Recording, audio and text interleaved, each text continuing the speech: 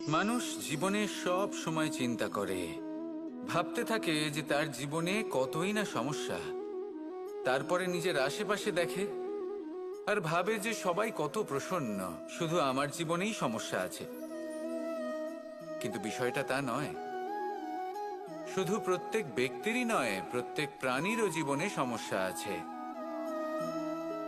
এবার মানুষ একটা পাখিকে দেখে এটাই ভাবে যে এদের জীবন কতটা সহজ। কোনো দেশেরই সীমারেখা এদের ওপর লাগু হয় না। কোথায় থাকবে সেই নিয়েও কোনো ভাবনা নেই। কত শান্তির জীবন এদের।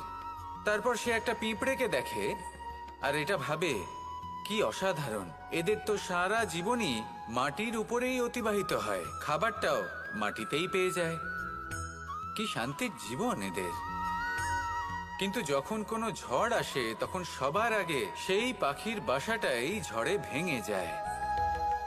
এই পাখি যে শাখাতেই গিয়ে বসে পড়ুক, তাদের উপর সবসময় সংকট থাকে যে ওপর থেকে কোনো বড় পাখি এসে তাদের উপর প্রহার না করে, তারা নিজেদের প্রাণ না হারায়। আর যদি কথা বলি পিঁপড়েকে নিয়ে, এদের উপর সবসময় সংকট থাকে যে কোনোভাবে বাতাস বা জল এদের ভাসিয়ে না নিয়ে যায়, কোনো প্রাণী ওকে পা দিয়ে পিষে না দেয়, এই পিঁপড়ে পিষ্ট হয়ে না মারা যায়।